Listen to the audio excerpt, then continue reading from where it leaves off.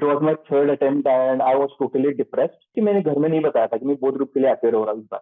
मैं वहीं पर रोने बैठ गया, मतलब फर्स्ट टाइम इतना रोया था मैं, वहीं पे बैठ गया। पर आप जब किसी प्रोफाइल में जा रहे हो तो उसका थरो स्टडी कीजिए पहले। 5 बजे मुझे एचआर का कॉल आया कि you have cleared your partner sound, you have been selected as associate.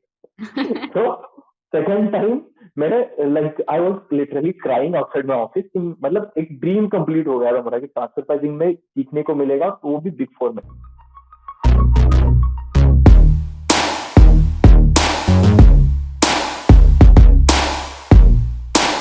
Namaste everyone, welcome to Thinking Bridge and welcome to one more session wherein we cover stories of our learners।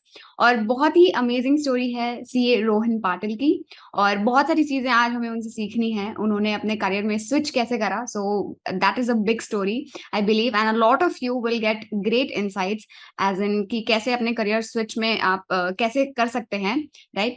So let's start with Rohan. Rohan, welcome to the session, and I'm really looking forward to this conversation. Thank you for having me on board, and thank you for giving me such opportunity to introduce myself at this large stage. So, मेरी CA journey के बारे में start करने से पहले I will have to go back to my 10th standard, because 10th standard में I was among the state toppers, like I got 97% around something. Then मुझे dad ने पूछा कि रिजल्ट आने के बाद कि आपको क्या करना है, तो मैंने बोला मुझे तो कॉमर्स करना है, बिकॉज मेरी फैमिली में सारे इंजीनियर्स हैं, सारे ऑल आर इंजीनियर्स, और कॉमर्स बैकग्राउंड से एक भी नहीं है मेरी पूरी जॉइंट फैमिली में। तो मैंने डिसाइड किया कि कॉमर्स में जाएंगे। कॉमर्स में गए, 11th-12th जैसे बाकियों की तरह किया, 12th में भी अच्छे मार्क्स है, सीपीटी फॉर्चुनेटली फर्स्ट अटेम्प्ट में निकल गई। अभी आया था मेरा असली एग्जाम आईपीसीसी के टाइम पे, बिकॉज इन टोटल आईपीसीसी में मैंने बोध ग्रुप के लिए ट्राई किया। मैं पुणे गया पढ़ने के लिए, वहां पे मैंने मतलब क्लासेस लिए सब। उसके बाद मैंने फर्स्ट अटेम्प्ट में बोध ग्रुप ट्राई किया।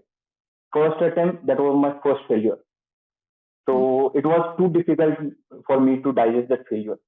तो उसके मैं इतना मतलब डिस्टर्ब हो चुका था कि उसके इसमें मैंने सेकंड अटेम्प्ट भी वैसे मतलब ये कर दिया। सेकंड अटेम्प्ट में भी अगेन मुझे बोध ग्रुप में फेलियर आया।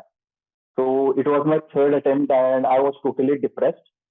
तो उस बार मैंने किया कि मैंने सोचा कि करेंगे तो बोथ ही ग्रुप करेंगे। That I was because Neeraj sir के मैं वीडियोस देखता था, नीरज सर बोलते थे कि आपको बोथ ही ग्रुप देना है, बोथ ही ग्रुप देना है। तो मुझे था माइंड में कहीं पर तो कि मुझे बोथ ही ग्रुप क्लियर करना है इस बार। तो मैंने थर्ड अटेम्प्ट दिया, फॉर्चुनेटली फर्स्ट ग्रुप निकल गया उस अटेम्प्ट में। तो मुझे फाइनल का अटेम्प्ट फिक्स करना था।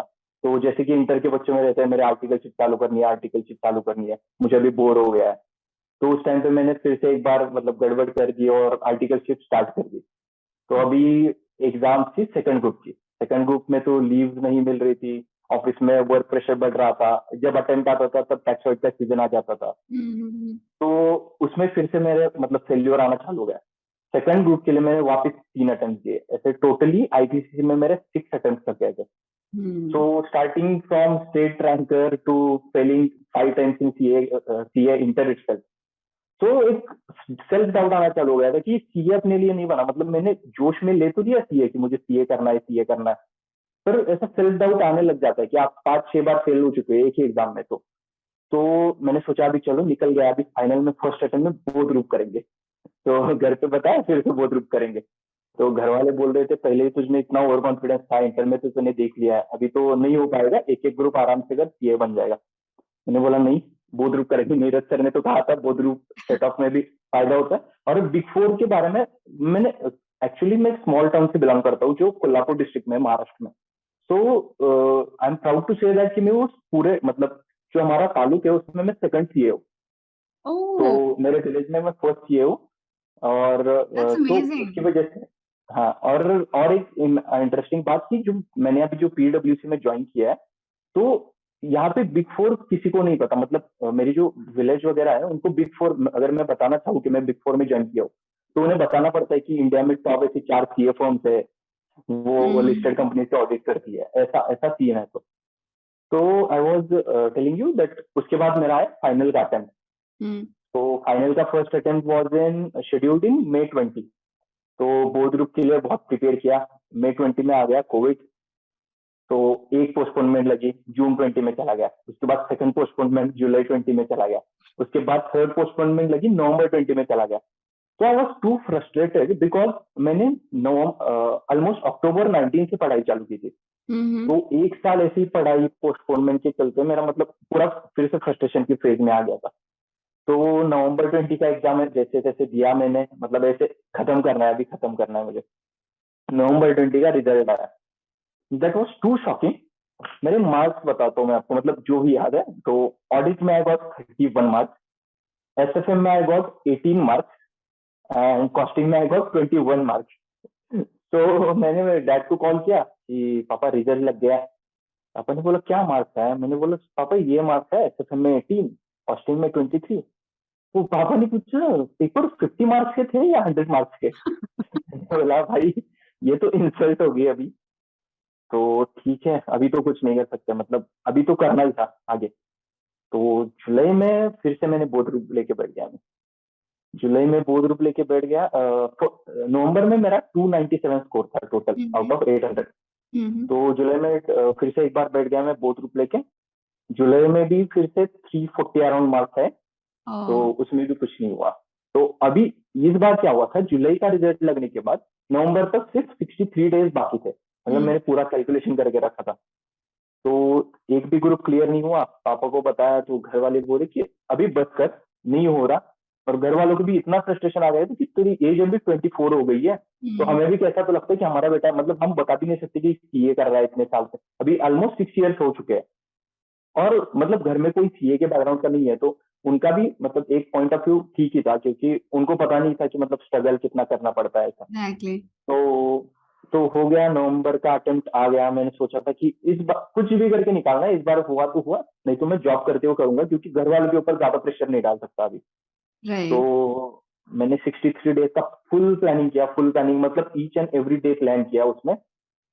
मेरे एफआर, मुझे अभी भी याद है, एफआर मेरा थोड़ा सा वीक था और एफआर के लिए मुझे टाइम नहीं मिल रहा था। तो मैंने सिर्फ 5 डेज अलोकेट किए थे एफआर के लिए, मतलब मैंने रिस्क लिया था। तो मैंने पूरा प्लान किया, ग्रुप बोथ ग्रुप दिए घर में। और इंटरेस्टिंग बात यह है कि मैंने घर में नहीं बताया था कि मैं बोथ ग्रुप के लिए अपेयर हो रहा हूँ इस बार। मैंने बताया था मैं सिर्फ सेकंड ग्रुप के लिए अपेयर हो रहा हूँ, फर्स्ट ग्रुप नेक्स्ट अटेम्प्ट में निकाल दूंगा। तो ये बात रिजल्ट के टाइम तक नहीं पता थी घर में।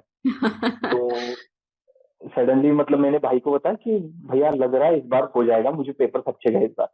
बोले कि तू कुछ मत बता, तू ओवर कॉन्फिडेंस में मत जा, हम रिजल्ट के बाद देखते हैं। तो रिजल्ट आया 10 फरवरी 2022, अभी भी वो ये दिन याद है पूरा। तो मॉर्निंग आई थिंक 12 PM को रिजल्ट आया था मेरा। तो मैं और मेरी भाभी मतलब दोनों थे घर पे।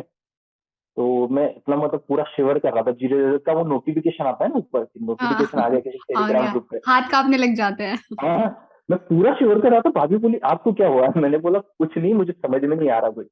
और मेरा एक बिलीफ ऐसा है कि मैं अगर खुद का रिजल्ट जब भी देखता तो मैं फेल हो जाता था। तो मेरा एक फ्रेंड है, तो मैंने उसको कॉल किया था इस टाइम पे, आज पूरा दिन तुझे अवेलेबल रहना, तुझे मेरा रिजल्ट देखना है। तो उसने बोला ठीक है। मैंने उसको कॉल किया कि भाई रिजल्ट लग गया है, देख। जो 2-3 मिनट का टाइम था ना, मतलब वो अभी भी फील कर सकता हूँ मैं। ऐसे पसीने छूट रहे थे ऊपर से, कुछ समझ में नहीं आ रहा था। और भाभी को लगा कि मुझे मतलब अभी चक्कर वक्कर आ जाएगा, इतना टेंस दिख रहा है। पैनिक अटैक हो रहा होगा, ऐसा हाँ, ऐसा फील। बहुत बहुत ज्यादा। तो उसके बाद उसने मतलब फोन चालू ही था, 3 मिनट के बाद उसका मतलब वो एकदम से चिल्लाने लगा, भाई सीए, भाई सीए। मुझे समझ में नहीं आया। मैंने बोला अरे ठीक से बता क्या हुआ है। तो उसने बताया भाई तूने बोर्ड ग्रुप क्लियर कर दिए, 425 स्कोर आया है, और मतलब तू सीए बन गया भी, तो सिर्फ मतलब सेलिब्रेशन कर, बाकी सब छोड़ दे। मैंने उसको पता बोला मजाक बंद कर, पहले तो स्क्रीनशॉट भेज, मुझे नाम चेक करना है किसका नाम है। तो उसने स्क्रीनशॉट भेजा। तो मैं वहीं पर रोने बैठ गया, मतलब फर्स्ट टाइम इतना रोया था मैं, वहीं पे बैठ गया। तो भाभी को समझ में नहीं आई पास हुए कि फेल हुआ है, मतलब बताना क्या है सबको। तो मैंने बोला भाभी पास हो गया हूँ, मैं किसी से बात नहीं कर सकता, आप पापा को कॉल कर कीजिए। तो पापा को कॉल किया, पापा ऐसा ऐसा रोहन भैया सीए बन गया। पापा को मुझे मजाक मत करो, उसने एक ही ग्रुप दिया था। तो उनको समझाने में 10 मिनट लग गए मुझे कि पापा ये देखो मैं स्क्रीनशॉट भेज रहा हूँ, सच में सीए बन गया, आप टेंशन ले रहे थे इसलिए मैंने नहीं बताया था आपको। तो दैट वाज सो अमेजिंग। मतलब वो डे जो है ना, वो उस दिन के लिए मैंने जो 6-7 साल डाले सीए में, तो वो जो 5 मिनट थे या फिर 1 घंटा था वो मेरे लाइफ का, उसमें सारा मतलब वो क्या बोलते हैं उसका, वर्थ इट। रियलाइजेशन हो गया सारे हार्डवर्क का। वो टाइम मतलब उसी टाइम के लिए मैं सीए बना था, ऐसा लग रहा था मुझे। तो that was my CA journey, too much ups and down, to that is from state ranker to 6 time failure, then again getting up. तो यही हम्म। थी सीए की स्टोरी। नहीं, I I can definitely understand कि फेलियर को इतना करीब से एक बार देख लेता है ना, तो इंसान सबसे पहले आपका कॉन्फिडेंस मिलता है कि शायद यार मैं शायद मेरे मेरे अंदर शायद कैलिबर नहीं है वो करने का, शायद मैं इतनी मेहनत ही नहीं कर सकता।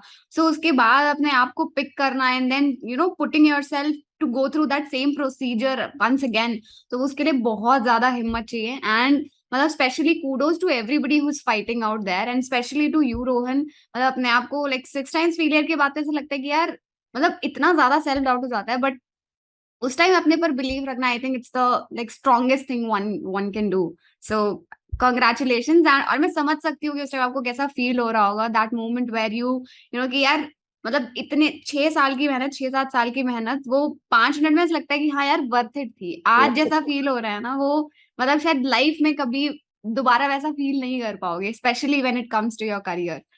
सो बहुत ही है, मतलब मुझे अभी भी गूज़बम्प्स आ रहे हैं, आपको जब बता रहा था ना स्टोरी, तो पूरे इवन गूज़बम्प्स आ आई रहे मुझे खुद मतलब पर्सनली मुझे ऐसा लग रहा है कि हाँ शायद अपने मेरे साथ बैठ के रिजल्ट देखा था। हैं। तो आई कैन डेफिनेटली अंडरस्टैंड। मतलब पहली बार तो ये है, पहली बार विश्वास तो होता ही नहीं है देख के कि नहीं, नहीं नहीं ये मेरा रिजल्ट नहीं हो सकता। जब इतनी बार फेल हो चुके हो तो बोर्ड ग्रुप एक अटेम्प्ट में निकलना, मतलब that was like a dream. Hmm. और मुझे एक था कि मेरे एक अंकल थे मतलब वो मेरे पापा के फ्रेंड थे, वो एक कंपनी में टैक्सेशन के जनरल मैनेजर है। हाँ हाँ। तो उन्होंने बताया था कि तू बोल रहा है तुझे बिग फोर में ट्राई करना है, तो तुझे पता है बिग फोर का क्राइटेरिया क्या होता है? मैंने बोला नहीं। तो बोले बिग फोर में मैंने जो सुना है मैक्सिमम 3 अटेम्प्ट तक लेते हैं। तो मैंने बोला हम्म। भाई ये तो अभी हो गया, अपना तो लास्ट अटेम्प्ट है। तो वो भी एक मोटिवेशनल फैक्टर था कि मुझे बिग फोर में एक बार तो मतलब करना है काम, क्योंकि वहाँ की वर्किंग मेथड क्या है वो सब हम्म। सीखना था। क्योंकि स्मॉल फर्म्स में तो सीख लेते हैं हम सब कुछ, पर राइट। जो एक्चुअल ऑडिट या फिर जो टैक्सेशन लिटिगेशन के पार्ट्स होते हैं, वो यहाँ की करने की जो वर्किंग मेथड्स है, यहाँ पे जो डीप स्टडी होता है, वो आपको बाकी कहीं नहीं मिल सकता अभी तो that was one motivating factor for me to clear in the third attempt. चलो एब्सोल्युटली। तो क्लियर होने के बाद कैसे डिसाइड करा, कैंपस प्लेसमेंट के लिए बैठे थे आप? यस यस, कैंपस प्लेसमेंट के लिए बैठा था। तो एक्चुअली ये हुआ कि कंफ्यूजन बहुत होता है, क्योंकि 6-7 साल आपके जब लगते हैं तो आपका माइंड में एक ही होता है, मुझे सीए बनना है। तो सीए बनने के बाद किसी ने पूछा आगे क्या करना है, तो मैं हम्म। सोचने लगा ये तो सोचा नहीं है कभी आगे क्या करना है अपने को। तो फिर बहुत सारे मतलब सेमिनार्स देखे, यूट्यूब पे सब कुछ देखा, तो वहां पे बहुत कुछ पता चला कि इतना आर्टिकलशिप के टाइम पे मतलब टाइम पे पता नहीं था कि अपने को यही पता था टैक्स में प्रैक्टिस होती है, आईडीटी में मतलब डीटी में आईडीटी में ऑडिट में प्रैक्टिस होती है। तो ये जो है कि आपके अभी मतलब मैंने देखा कि स्टैफ कंसल्टेशन में भी किए जा रहे हैं आईटी इंडस्ट्री में। उसके बाद ट्रांसफर प्राइसिंग एक सेपरेट डिपार्टमेंट पड़ता है। बैंक में इतने ज्यादा ओपनिंग्स है, उसे इन्वेस्टमेंट बैंकिंग में इतने ज्यादा ओपनिंग्स है, तो ये कुछ पता नहीं था। तो ऑलमोस्ट मैंने जॉट डाउन किए थे, तो 50 के अराउंड कुछ तो ओपनिंग दिख रहे थे। तो मैंने उस टाइम पे बैठा कैंपस प्लेसमेंट में, मेरे एक फ्रेंड से सजेशन लेके बैंगलोर कैंपस प्लेसमेंट में बैठ गया था। तो बेंगलोर में बैठने के बाद पता नहीं क्या मतलब कैंपस प्लेसमेंट में उस बार क्या हुआ, तो मेरे पूरा ग्रुप था, 5-6 लोग थे हम। तो हमको कंपनीज ज्यादा नहीं आई, मुझे तो 4 ही कंपनीज आई थी। उसमें पीडब्ल्यूसी का ऑफशोर यूनिट था, HDC, KPMG global, Grant Thornton internal audit और हम्म। ICICI bank. तो आईसीआईसीआई बैंक में भी प्रेफरेंस थे, tax department, internal audit and credit department. तो हम्म। मैंने उसमें फर्स्ट ऐसे प्रेफरेंस दिए थे, टैक्स, उसके बाद internal audit and credit department. तो राइट। मेरा ऐसा हो गया कि शेड्यूल हो गया इंटरव्यू, एक दिन में 4 इंटरव्यू शेड्यूल हो गए ओ। बैक टू बैक, 11, 12, 1 एंड 3 ऐसा कुछ तो था। हम्म। फर्स्ट इंटरव्यू मैंने दिया केपीएमजी ग्लोबल का, वो चला ऑलमोस्ट 1 आवर। तो उसमें मुझे उन्होंने बहुत कुछ पूछा, मतलब फर्स्ट बिग फोर का इंटरव्यू था मेरे लिए वो। तो हम्म। केपीएमजी ग्लोबल में उन्होंने मुझे वर्चुअल इन्वेंटरी टेकिंग से लेके बहुत कुछ चीजें पूछी जो मैंने बिल्कुल भी नहीं की थी, मतलब आर्टिकलशिप में। स्टार्ट ऑडिट की तो मैं प्रोफाइल के लिए अप्लाई किया था वहां पे? हाँ, स्टैटोइड के साथ, हाँ। राइट। तो अश्योरेंस में। तो वो तो इंटरव्यू मेरा मतलब बहुत ही खराब गया, बहुत ही खराब गया था। मेरा फर्स्ट इंटरव्यू था, और वो भी मेरा नेटिव प्लेस जो है, वहाँ पे इंग्लिश का ज्यादा यूज नहीं होता, या फिर हिंदी का भी ज्यादा यूज नहीं होता। हम्म। तो that was my first interview in English. तो वो ठीक ठाक गया था, मतलब मुझे इतना कॉन्फिडेंस नहीं आया, फिर भी मतलब पता चला कि मैं 45 या 1 आवर तक बैठ सकता हूँ इंटरव्यू के सामने। तो एक मैंने बोला ये तो टेक अवे मिल गया हमको वहां से।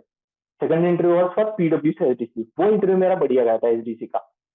तो उसके बाद मेरा आईसीआईसीआई का इंटरव्यू था, जो कि मुझे वेटिंग रूम में 5 to 6 आवर्स तक बैठना पड़ा था क्योंकि उनको टेक्निकल इश्यूज आ रहे थे। तो उसमें भी बहुत फ्रस्ट्रेशन आ रहा था, मतलब क्या कर रहे हैं हम। तो जीटी का इंटरव्यू बीच में आ गया, ग्रैंड थॉर्टन का, पर इंटरनल ऑडिट का था तो मुझे उसमें ट्राई नहीं करना था, तो मैंने मतलब उनको नहीं बोल दिया कि मुझे नहीं करना उससे। तो आईसीआईसीआई का इंटरव्यू आया, तो आईसीआईसीआई में बहुत ही बेसिक क्वेश्चन पूछे उन लोगों ने, मतलब क्रेडिट मैनेजर की पोस्ट के लिए बेसिकली थे वो। तो मुझे ऐसा लग रहा था कि मुझे टैक्स की प्रोफाइल में जाना है, तो ये मतलब क्रेडिट मैनेजर की क्यों पूछ रहा है। तो हम्म। फिर भी ठीक है बोला मैंने, क्योंकि ऑफ कैंपस तो उस टाइम पे कुछ माइंड में नहीं था कि कैंपस पे हो जाए, पैकेज अच्छे मिलते हैं, ऐसा बताया था, तो करेक्ट। कैंपस पे हो जाए तो अच्छा है। तो मैंने आईसीआईसीआई बैंक का अच्छा गया इंटरव्यू। तो उसके बाद आईसीआईसीआई बैंक का ऑफर लेटर आया कि आपको बेंगलोर आना है, क्रेडिट मैनेजर की पोस्ट है। तो बैंक में कैसा होता है कि तीन क्रेडिट मैनेजर में तीन डिपार्टमेंट होते हैं आईसीआईसीआई बैंक में। एक होता है रिटेल एसेट, उसके बाद बीएलजी मतलब बिजनेस लोन ग्रुप, और थर्ड होता है एसएमईजी।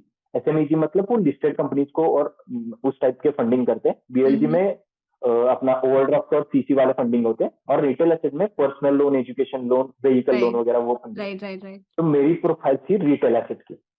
तो ये भी आइडिया नहीं थी कि क्या होता है रिटेल एसेट। तो बोले कि ठीक है, अभी तो मतलब घर पे बैठने से अच्छा है कि ज्वाइन कर लेते हैं, वहां हम्म। पे जाके और एक्सप्लोर कर लेंगे, क्योंकि बैंगलोर में जाने के बाद तो मुझे पता चली जाएगा कि वहां पे वो टेक इंडस्ट्री है, स्टार्टअप है, तो बहुत कुछ एक्सप्लोर हो जाएगा मुझे।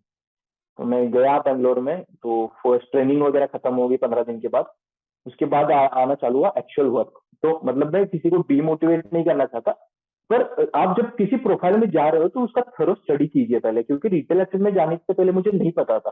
पर जब मेरे पास सिबिल चेकिंग का काम रहा, फिर वो बैंक स्टेटमेंट देखना है, फिर मतलब सीए बन के मुझे वो काम तो नहीं करना था कि सिबिल चेक करना है, एलिजिबिलिटी चेक करनी है। हम्म। तो वहां पर भी मैंने 3 मंथ्स लिए, मेरा परफॉर्मेंस देख के उन्होंने मुझे मतलब बिजनेस लोन में ही रखा। फॉर्चुनेटली मेरे सीनियर्स बहुत अच्छे थे वहां पे। तो फिर भी मैंने सोचा सर नहीं, अभी तो कुछ नहीं करना। मतलब वहां पे 1 महीना होने के बाद मैं ऐसे यूट्यूब पे मतलब सर्च कर रहा था कि मुझे क्या करना है और लाइफ में, क्योंकि ये तो मतलब माइलस्टोन नहीं था कि यहीं पे रुकना है अपने को।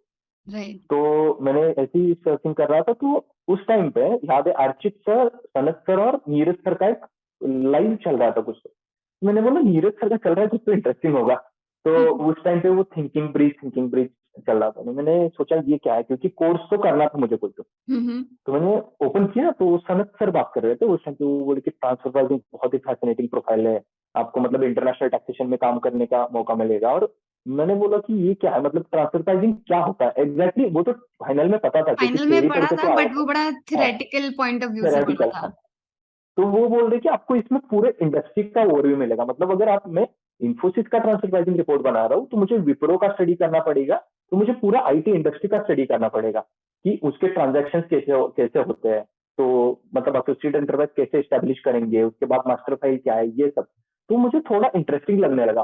तो मैंने थोड़ा सा स्टडी किया, थिंकिंग ब्रिज के बारे में भी स्टडी किया। तो मुझे एक ऐसा पता चला कि एक प्लेटफॉर्म है जहाँ पे आपको सिर्फ थेरोटिकल नहीं तो प्रैक्टिकली, अब सनत सर का ऐसा है कि आपको वो टीपी स्टडी रिपोर्ट पूरा क्लास में मतलब बना के देते हैं। तो अगर आप इंटरव्यू के लिए जा रहे हैं, तो वहां पे आपको पता होगा पहले से कि आप ट्रांसफर प्राइसिंग में एग्जैक्टली क्या करने वाले हो। तो मैंने वो देखा, तो मैंने बिल्कुल भी मतलब 1 मिनट का भी ये नहीं किया, थॉट नहीं दिया, मैंने एडमिशन कर दिया ट्रांसफर प्राइसिंग में। तो फर्स्ट 2-3 लेक्चर्स देखे मैंने, तो उस टाइम पे मुझे बहुत ही मजा आने लगा उसमें। तो मैं मतलब प्राउडली कह सकता हूँ कि मेरे 5 फ्रेंड्स को रेफर किया है। तो उनमें से 3-4 फ्रेंड्स इंटरनल ऑडिट अपना जो है ऑडिट का और इसका मास्टर क्लास लिया है ट्रांसफर प्राइसिंग का। पर उसके आगे ये हुआ कि मेरे को ऊपर वर्क प्रेशर बहुत बढ़ने लगा, और मतलब आईसीआईसीआई बैंक में। तो उसकी वजह से मेरा वो कोर्स कंप्लीट नहीं हो पाया। मतलब अभी तक मेरे थोड़े लेक्चर्स पेंडिंग है वो कंप्लीट करने ट्रांसफर प्राइसिंग के। तो मेरे जितने भी लेक्चर्स हुए उसके बाद मेरा पीडब्ल्यूसी का एक इंटरव्यू शेड्यूल हुआ। तो मैंने बोला ट्रांसफर प्राइसिंग, 2 इंटरव्यू थे मेरे एक्चुअली, एक डेलॉइट में स्टैट ऑडिट का था और ट्रांसफर प्राइसिंग पीडब्ल्यूसी का था। तो मैंने सोचा मुझे तो ट्रांसफर प्राइसिंग करना है। लास्ट टाइम हमने कॉम्प्रोमाइज किया अपने ड्रीम्स पे, मतलब टैक्स में जाना था, नहीं गए। तो अभी अपॉर्चुनिटी है पीडब्ल्यूसी में ही करना है। और उस टाइम पे और 2 सीए फर्म्स की, मिड साइज सीए फर्म्स की पुणे की, तो उनका भी इंटरव्यू था मेरा। तो इसे बैक टू बैक 5 इंटरव्यूज से आए, मतलब मुझे याद आ रहा है। अब तो ऑलरेडी तो वो कहते सबसे, हैं ना कि एक्सपीरियंस हो गया था एक दिन में 4 हाँ इंटरव्यू का, तो इस बार हाँ तो डर नहीं लगा होगा। बिल्कुल भी नहीं लगा था। तो मतलब इंटरव्यू देने की ऐसी आदत हो रही थी मुझे। तो फर्स्ट इंटरव्यू सीए फॉर्म का दिया। तो नहीं, फर्स्ट 3 इंटरव्यू मैंने सीए फॉर्म के दिए टोटल। तो उसके बाद आया डेलॉइट का इंटरव्यू। तो डेलॉइट के इंटरव्यू में मुझे ऐसा लग रहा था कि स्टैट ऑडिट यार नहीं जाना मुझे, मतलब ये अभी नहीं करना। तो पीडब्ल्यूसी पे कॉन्सेंट्रेट करते, 2 दिन बाद इंटरव्यू है, अभी ट्रांसफर प्राइसिंग का पड़ा है तो ट्रांसफर प्राइसिंग छोड़ देंगे अभी। तो तो आपने मैंने डिलॉयट का इंटरव्यू दिया कि स्किप कर दिया? नहीं ठीक कर दिया, मैंने उनके एचआर को कॉल किया, उनको बोला मैंने कि मतलब अभी ये बोलना नहीं चाहिए, पर मैंने उनको बोला कि मेरा पीडब्ल्यूसी में सिलेक्शन हो गया। उस टाइम पे कुछ नहीं हुआ था, तो मैं I won't be able to attend the interview. तो उसके बाद मैंने 2 दिन पीडब्ल्यूसी का मतलब प्रिपरेशन की। तो पीडब्ल्यूसी का इंटरव्यू आया, मुझे याद है कि प्रज्वला पै करके डायरेक्टर है बैंगलोर में, उन्होंने मेरा फर्स्ट इंटरव्यू लिया था। तो मुझे बताया था लोगों ने कि आपको जो रिज्यूम रहता है, मतलब इंटरव्यू के टाइम पे क्या रहता है, आपका जो रिज्यूम रहता है उसके किसी भी कोने से आपको क्वेश्चन पूछ सकते हैं। तो वो हॉबी आपने किसी को कॉपी करके भी लिखी हो तो आपको एक्सप्लेन करना पड़ेगा। तो मुझे तो उस टाइम तक एक्सपीरियंस नहीं आया था कि हॉबीज के ऊपर कौन क्वेश्चन पूछ सकता है। तो पहले उन्होंने टेक्निकल स्टार्ट किया, मतलब एकदम मुझे चिल करवाया, पहले तुम मतलब शांत बैठो, पानी पियो, ज्यादा पैनिक मत हो। तो उसके बाद उन्होंने पूछना स्टार्ट किया, बेसिक सेक्शन पूछे डायरेक्ट टैग किया। और एक बात बताना चाहूंगा, अगर आप ट्रांसफर प्राइसिंग या फिर फॉरेंसिक ऑडिट जो कॉमन नहीं है प्रोफाइल, या M&A में जा रहे हो, तो वहां पे वो आपसे ये एक्सपेक्ट नहीं करती कि आप मतलब एक्सपीरियंस हो, आपको सब कुछ आता है। आपको सिर्फ आपने जो आर्टिकलशिप में किया है वो 100% आना चाहिए, मतलब आपने जो काम किया है वो आपने मतलब पूरी शिद्दत से किया है कि नहीं। तो आपका मतलब एक हार्ड वर्किंग नेचर और ये सब जज करते हैं, आपका नॉलेज ज्यादा टेस्ट नहीं करते हो इस बेसिस पे, मतलब फ्रेशर के टाइम पे। तो सेम हुआ मेरे साथ, उन्होंने ट्रांसफर प्राइसिंग पे ज्यादा नहीं पूछा, उन्होंने डीटी में मेरी आर्टिकलशिप थी तो डीटी में क्वेश्चन पूछना प्रेफर किया। मतलब जब जो भी मैंने इंटरव्यू में लिखा, मतलब रिज्यूमे में लिखा था, तो रिज्यूमे में मैंने एक लाइन डाली थी, मतलब वो ऑनेस्टली बताता हूँ मैंने कहाँ से डाली थी मुझे पता नहीं, कि different aspects of income tax return. तो डिफरेंट उन्होंने aspects of income tax income return. Tax return, I have okay. Studied different aspects. तो उन्होंने पूछा what type of different aspects have you learn in your article. तो मैंने बोला ये तो मुश्किल हो गया अभी, ये तो मैंने कहीं से तो कॉपी किया था, मुझे याद नहीं आ रहा। तो मैंने मैंने फिर वो सवाल ऐसे घुमा घुमा के मेरे असेसमेंट्स और अपील्स की तरफ लेके गया, और मैंने उनको एक इंटरेस्टिंग केस बताया जो मैंने हैंडल की थी आर्टिकलशिप के टाइम। तो ये थी डायरेक्टर राउंड में। उसके बाद आए उन्होंने, 15 मिनट तक टेक्निकल राउंड चला, ट्रांसफर प्राइसिंग क्या है लेमैन लैंग्वेज में बता। तो मैंने पूरा बताया, एक सिनेरियो करके बताया। उन्होंने उस सिनेरियो में कॉम्प्लेक्शन डाला, मतलब ये अगर ऐसा हो गया तो क्या करेंगे आप, तो इस पे ट्रांसफर प्राइसिंग एप्लीकेबल होगी। वो कंसेप्चुअली टेस्ट कर रहे थे मुझे उस टाइम पे। तो वो तो अच्छा गया। उसके बाद सेकंड पार्ट चालू हो गया, उन्होंने बोला ठीक है चलो, मतलब टेक्निकली तो समझ में आ रहा है, तुम साउंड हो, तुम्हें थोड़ा ब्रशअप करने की जरूरत है। मैं बोला ठीक है। फिर उन्होंने बोला आपने लिखा है यहाँ पे कि मतलब आपको वॉर स्टोरीज पढ़ना पसंद है, तो उसके बाद आपका एक यूट्यूब चैनल है, तो ठीक है। तो बोले तो वॉर स्टोरीज आपको पसंद है, तो मुझे एक बात बता, यूक्रेन रशिया वॉर क्यों चल रहा है। तो मुझे तो मतलब सच में पसंद था, तो मैंने उनको पूरा वो नाटो की मतलब स्टार्ट से लेके अभी तक क्यों चल रहा है, उसके जियो पॉलिटिकल कॉन्सिक्वेंसेस क्या क्या है, सब कुछ बताया। इंडियन इकोनॉमी के उसका उसका क्या हो रहा है, मतलब इम्पैक्ट क्या हो रहा है, वो सब कुछ बताया, एक्सप्लेन किया। तो वो 10 मिनट तक पूरा सुन रही थी मेरा एक स्टोरी की तरह। तो उसके बाद इंटरव्यू तो अच्छा गया, उन्होंने बताया क्या, हाँ I will let you know, तो अगर आपका नेक्स्ट राउंड में सिलेक्शन हो जाता है तो आपको थोड़ा टेक्निकल एस्पेक्ट्स पे ब्रशअप करने की जरूरत है, तो वो कर दीजिए, बाकी ओवरऑल ठीक है, आपका कॉन्फिडेंस वगैरह सही है।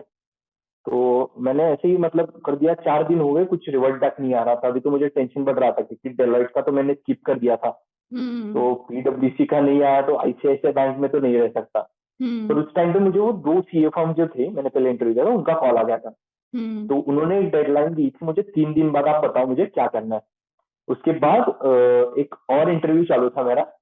तो उस इंटरव्यू के दौरान मुझे एक फोन आ रहा था एचआर से। मैं बोले ये कौन फोन कर रहा है, तो मैं इंटरव्यू के बाद फोन उठाया, तो बोले कि पीडब्ल्यूसी के एचआर से बात कर रहे हो, so you have cleared your director round and you will be put into the partners round. तो मैंने बोला ठीक है, अभी पार्टनर्स राउंड क्लियर करना है। तो पार्टनर्स राउंड उन्होंने शेड्यूल किया। तो पार्टनर्स राउंड में मैंने मतलब फ्रेंड से मैंने डिस्कस किया कि क्या क्या पूछते हैं, तो उन्होंने बताया था कि मुझे पीडब्ल्यूसी के बारे में थोड़ा पढ़ के जाना, वो तुम्हें साइकोलॉजिकली टेस्ट करेंगे, क्योंकि अगर तुमने सीए क्लियर किया है, तुमने डायरेक्टर ऑफ साउंड क्लियर किया है, तो तुम टेक्निकली तो उसमें साउंड हो। तो पार्टनर्स राउंड में वो आपको साइकोलॉजिकली टेस्ट करेंगे। तो जब मेरा पार्टनर्स राउंड आया, माधवी राठी करके एक पार्टनर है बेंगलोर में, तो उनके साथ ही मैं अभी काम कर रहा हूँ, तो उन्होंने मेरा पार्टनर्स राउंड लिया था। उन्होंने भी ऐसे ही स्टार्ट किया, मतलब एकदम मुझे चिल करके फिर स्टार्ट किया कि तुम्हें डरने की कुछ जरूरत नहीं है, और उसके बाद उन्होंने बताया कि मतलब तुम आर्टिकलशिप के बारे में बताओ। और एक चीज बताना चाहूंगा कि जब आप इंटरव्यू देते, कोई भी इंटरव्यू, तब आपको जो पहले बोलते हैं ना वो कि 3 मिनट में walk me through your resume या फिर इंट्रोड्यूस योरसेल्फ, हम्म। तो उस पॉइंट पे आपको ये चीज इंश्योर करनी है कि आपको इंटरव्यू जिस डायरेक्शन में लेके जाना है, अगर सपोज मुझे डीटी की तरफ लेके जाना है, तो मैं मोर इम्फेसिस करूंगा on the word income tax. Yeah. मतलब मुझे इनकम टैक्स में मैंने किया है, मैंने इनकम टैक्स में ये किया है, अपील्स में काम किया है, फॉर्म 35 फिल की है, ये सब मैं बोलूंगा। तो इंटरव्यूअर आपको उसी डायरेक्शन में लेके जाता है। तो फर्स्ट 5 मिनट्स में आपके हाथ में रहता है कि इंटरव्यू किस डायरेक्शन में लेके जाना है। तो that was one important point. And उसके बाद फिर इंटरव्यू चालू हो गया। तो मैं सोच रहा था कि यार मतलब पूरा पूछेंगे, मुझे फॉर्म्स वगैरह में सब रट के गया था, ये फॉर्म्स पूछेंगे ट्रांसफर प्राइसिंग के। उन्होंने स्टार्ट किया कि Rohan, I can see in your LinkedIn profile you are founder of one some academy and you have started your YouTube channel. So what was the motive behind your YouTube channel. मतलब वो वहाँ पे मेरा एक YouTube channel है, मैं उसमें students को मतलब सब्जेक्ट वाइज स्ट्रैटेजी बताता हूँ सिर्फ कि आपको ये स्ट्रैटेजी करनी पड़ेगी या फिर कोई मेंटरशिप लगेगी। क्योंकि मैं जिस फेज से चला गया था उस फेज में मतलब मेरे साथ कोई नहीं था, क्योंकि मुझे मेंटोर मतलब यूट्यूब पे वीडियोस थे पर ऐसा कोई नहीं था कि जो बता सके कि भाई फेल हो रहा है, कुछ नहीं हो रहा। और तो वो बताने के लिए कोई तो चाहिए था। तो मैंने उनको पूरी मेरी जो जर्नी थी वो एक्सप्लेन की। तो उनको एक पॉइंट अच्छा लगा कि मैंने आईपीसीसी में 6 अटेम्प्ट दिए है, फाइनल में मैंने थर्ड अटेम्प्ट में भी बोथ ग्रुप दिए। तो उसमें भी मैंने बोथ ग्रुप लेने के मतलब ऐसा कमिटमेंट दिखाई। तो उन्हें बहुत अच्छा लगा, उन्होंने बोल के भी दिखाया मुझे कि मतलब मैंने आज तक बहुत सारे देखे पर बिग फोर के इंटरव्यू के लिए आए, तुमने डायरेक्टर राउंड क्लियर किया, तुम्हारा कॉन्फिडेंस को मतलब दाद देते हो, मैं ऐसा बोला उन्होंने। तो that was too proud moment for me. And जो भी बोलते हैं ना कि आपको मतलब अटेम्प्ट लगने के बाद बिग फोर में नहीं जा सकता, ऐसी कोई बात नहीं है। क्योंकि मेरा जो सिलेक्शन हुआ है वो मेरे अटेम्प्ट के बेसिस पे ही हुआ है। क्योंकि उन्होंने देखा कि तुम गिर गए, मतलब तुम गिर गए थे अटेम्प्ट के बाद, तुम इतना मतलब सेल्फ डाउट आ गया था, उससे उठ के भी तुमने ये मतलब अचीव किया है कुछ तो लाइफ में। और उनको भी मैंने बताया था कि मतलब मैं मेरे टाउन का फर्स्ट ईयर हुआ ऐसा वैसा, तो उनको वो भी थोड़ा अच्छा लगा। उसके बाद फिर उन्होंने थोड़े मतलब जो भी एकदम माइनर भी, साइकोलॉजिकल टेस्ट तो हो गया था अभी। तो उसके बाद उन्होंने माइनर मतलब ट्रांसफर प्राइसिंग के प्रोविजंस, जीटी के प्रोविजंस, बेसिक बेसिक पूछा। तो एज ए फ्रेशर जो भी वो आपसे एक्सपेक्ट करते हैं। तो उसके बाद 3-4 दिन ऐसे चले गए, 2 दिन ऐसे ही चले गए। तो मेरे जो फॉर्म में सिलेक्शन हुआ था उनका टाइमलाइन आ चुका था। 5:30 बजे तक उन्होंने मुझे टाइमलाइन दिया था, अगर आपने आज नहीं बताया तो हम वैकेंसी फिल कर लेंगे। तो मैंने बोला अभी तो आज ट्रांसफर प्राइसिंग का आना चाहिए। मैंने एचआर को कॉल किया, एचआर बोल रही थी कि अभी तक आ जाएगा, मतलब 1 घंटे में आ जाएगा। 2 बार कॉल किया। तो मुझे ऐसा मतलब अलग फील आ रहा है, मैं बार बार कॉल कर रहा हूँ। 5 बजे मुझे एचआर का कॉल आया कि you have cleared your partner round, you have been selected as associate. तो सेकंड टाइम मैंने like I was literally crying outside my office. मतलब एक ड्रीम कंप्लीट हो गया था मेरा कि ट्रांसफर प्राइसिंग में सीखने को मिलेगा, वो भी बिग फोर में। तो that was again one of the proud moment for me. Absolutely. I mean, big congratulations. Thank you to you, thank you to thinking bridge. No, we're actually very happy कि मतलब सी career switch ही का पूरा proper situation था आपका, जहाँ पे आपने like एकदम क्रेडिट वाली प्रोफाइल में शुरू करा, देन गेनिंग दैट कॉन्फिडेंस कि यार मैं जा सकता हूँ कर, क्योंकि सबसे पहला सवाल यही आता है कि आपको क्यों कर रहे हैं ट्रांसफर प्राइसिंग में काम, आप वहां कर रहे हो, आपको वो क्यों नहीं पसंद आ रहा है। एंड फिर वही वो डाउट हो जाता है कि अगर पसंद नहीं था तो ज्वाइन क्यों किया। तो preparing yourself for all those questions and then still clearing the interview, so great job. I mean, बहुत बहुत इंस्पायरिंग स्टोरी है आपकी। अच्छा, और थोड़ा सा। आपने जो हाँ, हाँ, प्लीज। आपने जो बोला ना कि वो सबसे पहला, मैंने जितना इंटरव्यू दिया ना सबका सबसे पहला क्वेश्चन यही था कि आप 3 मंथ में कैसे जज कर रहे हो आपकी जॉब को, या फिर 3 मंथ में आप स्विच क्यों कर रहे हो। मतलब एज ए क्रेडिट मैनेजर आपने ज्वाइन किया है, फिर ट्रांसफर प्राइसिंग में। तो मेरा जो मतलब वहां पे अगर आप फेक दिखाना चाहोगे तो मतलब वो पकड़ लेंगे आपको। जो भी जेन्युइन रीजन था, मैंने बोला कि पीयर प्रेशर था, सब लोग ज्वाइन कर रहे थे कैंपस से, कैंपस में तो ट्रांसफर प्राइसिंग नहीं आ रहा था। और मतलब मुझे टैक्सेशन में करना था, कॉर्पोरेट टैक्स भी नहीं आ रहा था, ट्रांसफर प्राइसिंग भी नहीं आ रहा था। तो पीयर प्रेशर में मैंने ज्वाइन किया, पर 1 मंथ के बाद जब मैंने वर्क प्रोफाइल एनालिस की तब मुझे पता चला कि मुझे स्विच करना है। तो that was my genuine reason and मैं वही बता रहा था सबको। तो वो जेन्युइन लगा, इसलिए मुझे कंसिडर किया उन्होंने, I think. Right, you have to be genuine. Fake answer तो आप पुल ऑफ कर ही नहीं पाओगे, वो पकड़ लेंगे एंड देन यू पकड़ डोंट लेंगे। Stand a chance of getting selected in that case. Yes yes, sure. Right. तो थोड़ा सा टेक्निकल क्वेश्चंस के ऊपर फोकस करते हैं, बिकॉज जो भी आपके लाइक और पेयर्स होंगे, they really look up to you कि यार रोहन से कुछ सीखने को मिलेगा इस सेशन में। तो obviously I am going to speak, I want you to speak on the soft side of things, but मैं चाहती हूँ आप थोड़ा सा टेक्निकल राउंड के ऊपर थोड़ा फोकस करें। पार्टनर राउंड में तो कुछ टेक्निकल नहीं पूछा था, नहीं, राइट? है ना? टेक्निकल ज्यादा तो नहीं, पीटी के बारे में। हाँ, तो जो आपका टेक्निकल राउंड हुआ था ट्रांसफर प्राइसिंग का, उसमें अगर आप कुछ क्वेश्चंस के एग्जांपल दे पाएं ताकि हमारी हम्म, ऑडियंस उनको नोट करें and they can also obviously prepare for those questions. हाँ, तो फर्स्ट क्वेश्चन जो मुझे याद है, तो उन्होंने पूछा था कि आपका जो मतलब लेमैन लैंग्वेज में मुझे ट्रांसफर प्राइसिंग बताइए। तो मैंने बताया कि transfer pricing is basically about the profit shifting. मतलब सपोज मेरी सिंगापुर में एंटिटी है, एक इंडिया में एंटिटी है, तो सिंगापुर में टैक्स रेट कम चल रहा है और इंडिया में ज्यादा है, तो मैं क्या करूंगा, इंडिया से प्रॉफिट शिफ्ट करके, मतलब इंडिया में मैं सॉरी, हाँ, इंडिया से प्रॉफिट शिफ्ट करके मैं सिंगापुर में लेके जाऊंगा। तो मैंने ऐसा एग्जाम्पल बताया था उनको। तो उनका जो सेकंड क्वेश्चन था कि सपोज सिंगापुर में मतलब आपने एक प्राइस डिसाइड की इंडिया सिंगापुर के बीच में, तो और एक एंटिटी है जो यूएसए में है, अगर उसके साथ भी सेम प्राइस पे आप कर रहे हो, तो वहां पे ट्रांसफर प्राइसिंग होगी कि नहीं, और वो भी आपकी एसोसिएटेड एंटरप्राइज है। तो मैंने बोला कि एसोसिएटेड एंटरप्राइज है मतलब टेंटेड प्राइस हो सकता है, तो दोनों जगह टेंटेड प्राइस है, तो अनटेंटेड प्राइस से कंपेयर करना पड़ेगा, तो आर्म्स लेंथ प्राइस का इशू वहां पर भी आएगा, तो यहाँ पे भी ट्रांसफर प्राइसिंग एप्लीकेबल होगा। उन्होंने थर्ड सिनेरियो दिया, अगर सपोज और एक एंटिटी है जो आपकी अनरिलेटेड पार्टी नहीं है, आप यूएस को भी सेम प्राइस पे बेचते हो, सिंगापुर को भी सेम प्राइस पे बेचते हो, और थर्ड एंटिटी को भी सेम प्राइस पे बेचते हो, तो अभी होगा ट्रांसफर प्राइसिंग एप्लीकेबल कि नहीं होगा। तो मैंने थोड़ा मतलब ऐसा थिंक किया, तो एक्चुअली में यहाँ पे है कि आर्म्स लेंथ प्राइस जो है अनटेंटेड प्राइस, वो और बाकी की जो टेंटेड प्राइस है, मतलब एसोसिएटेड एंटरप्राइज के साथ जो प्राइसिंग किया है वो तो सेम है, तो यहाँ पे आर्म्स लेंथ प्राइस से डिफरेंस नहीं होगा, तो ट्रांसफर प्राइसिंग वैसे तो एप्लीकेबल नहीं होगा।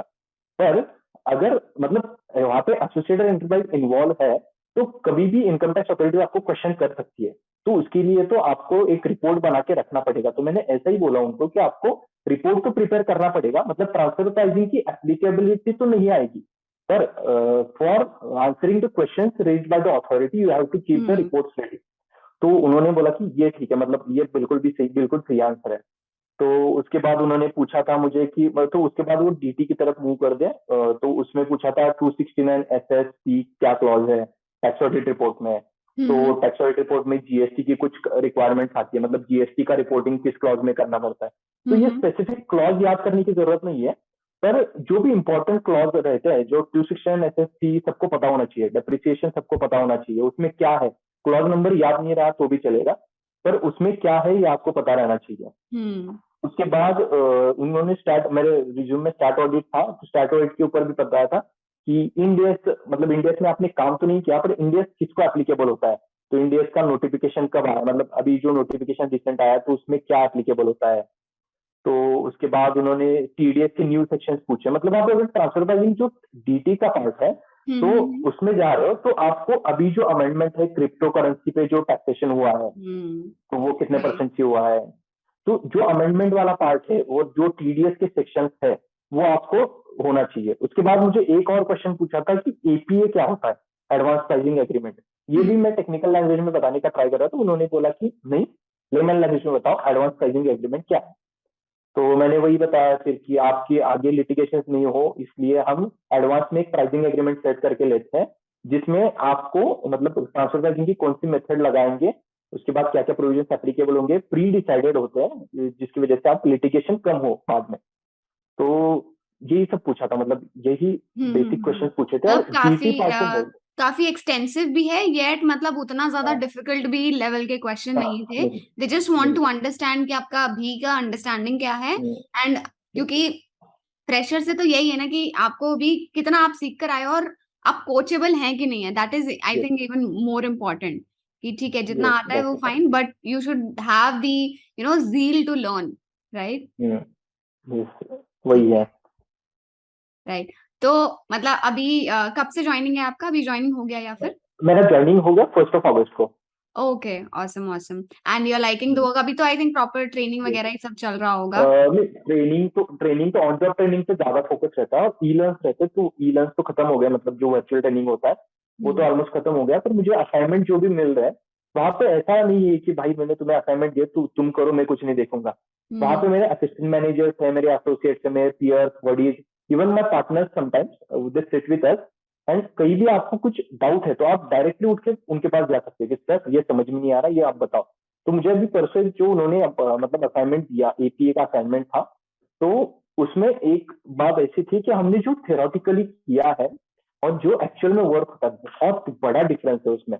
मतलब प्रैक्टिकल वर्क में हमें लगता है कि ट्रांसफर प्राइसिंग तो भाई 15-20 पेज का चैप्टर है, पर उसके ओईसीडी के गाइडलाइंस से 300 पेजेस के हैं। तो बहुत ही वास्ट एक डिपार्टमेंट है ट्रांसफर प्राइसिंग वर्क करने के लिए।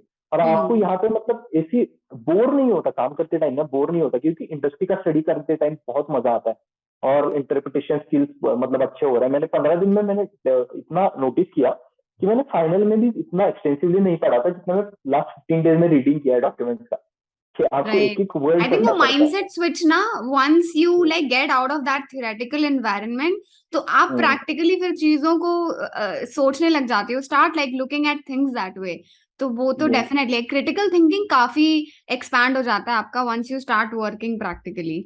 यस। और ये मैं बताना चाहूंगा कि सनत सर का मैं बार बार नाम ले रहा हूँ क्योंकि उन्होंने जो टीपी स्टडी रिपोर्ट का मतलब बताया था ना, कि उनके वजह से समझ में आ गया था कि प्रैक्टिकल में करना क्या है। आपको इन्फॉर्मेशन चाहिए, अगर मुझे, मैं एक रिपोर्ट बना रहा हूँ टीपी स्टडी रिपोर्ट, तो पहली बात तो ये, मुझे जो फंक्शनल एनालिसिस, इकोनॉमिक एनालिसिस रहता है वो कहाँ से लेना है।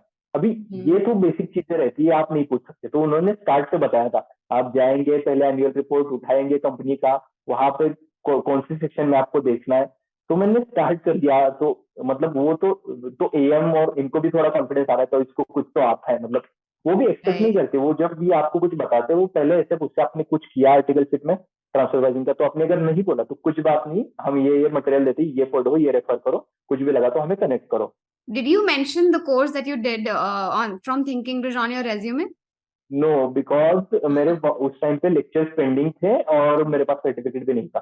मतलब अनफॉर्चुनेटली अभी भी पेंडिंग है 3 लेक्चर्स, तो मैं अभी कंप्लीट करूंगा वो lecture. But like just trying to understand, taking it as a feedback, lectures से help मिला definitely, like अभी भी जो आप काम कर रहे हैं, do you find that lectures were actually practically oriented?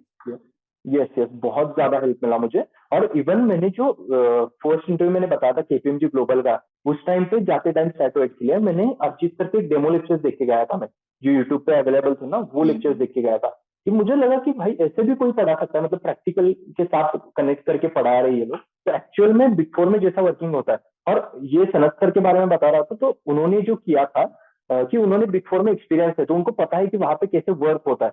तो एक्चुअल में जो बताया था उन्होंने, सेम उसी टाइप का वर्क वहां पे होता है। तो बहुत ही इंसाइटफुल था। मतलब मैंने स्टैटोइड का भी, जो मेरे फ्रेंड्स ने दिया वो भी बता रहे थे कि भाई तूने जो सजेशन दिया वो बहुत ही बेस्ट था हमारे लिए। तो चलो अभी उनके बहुत इंटरव्यू शेड्यूल है। बहुत बहुत बढ़िया, एंड आई होप आपके फ्रेंड्स लोग भी सिलेक्ट हो जाएं। हमारी तरफ से उनको ऑल द बेस्ट बोलिएगा। And we definitely. We would definitely like to cover their stories as well, so our team will definitely reach out to them. बस जाते जाते I want you to share like any 2 lessons from your life, from your journey, CA journey, या फिर जो भी आपके 2 important lessons जो आपने सीखे हैं अभी तक। तो फर्स्ट लेसन ही, जब आप फेल हो रहे होते हो, मतलब जब आप कॉन्स्टेंटली फेल हो रहे होते हो, तो आपके जो आसपास के लोग हैं, इवन मतलब जो घर वाले भी है, उनका भी आपकी तरफ देखने का नजरिया बदल जाता है। मतलब क्या कर रहे हो, तुम्हारे ऊपर कैपेबिलिटी नहीं है, तो उनको देख के मतलब इतने नजदीक के लोग हमें ऐसा बोल रहे हैं, तो हमें भी सेल्फ डाउट आना चालू हो जाता है। तो वो एक ऐसा पॉइंट है जहां से आपको खुद की नजरों में नहीं गिरने देना है।